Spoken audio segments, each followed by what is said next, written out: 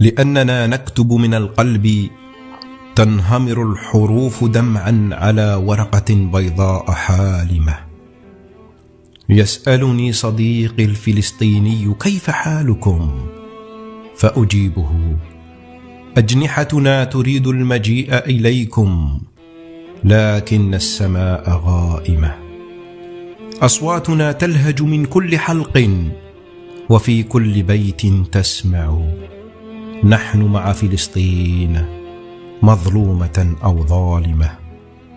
تشتاق العمائم للكوفية، ووهران للقدس، والعزة لغزة، وأنفاسنا لهوائكم. وتسبح الروح في جروحكم عائمة.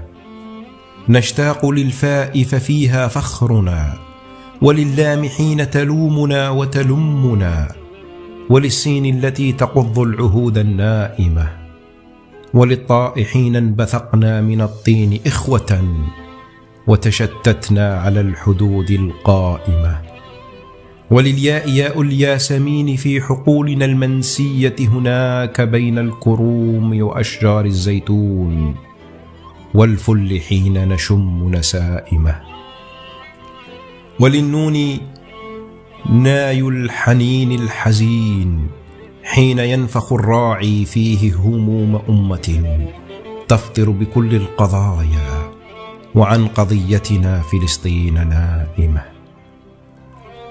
تحاورني نظرة ملأى تعب، أسأله عن حالنا في موطن العز، وعن طفل يحمل حجارة راجمة. يجيب الفلسطيني: لسنا بخير يا صديقي، لكننا رغم الجراح نكابد حالنا، ونفتل حبلا من الأمان على أوطان في ديون عزنا غارمة. لسنا بخير، لكننا رغم الجراح نكابد حالنا، نكابر دمعنا وقلوبنا المتألمة. نرجو جمعنا، نرجو خلاصنا، تضمنا أمنا وترضعنا حليب فؤادها. مشتاقون يا صديقي، مشتاقون. وقبل أن يكمل كلامه حضنته بحرقة، وتركنا جمر الشوق يستعر بيننا، وامتزجت أكبادنا في الصفاء هائمة.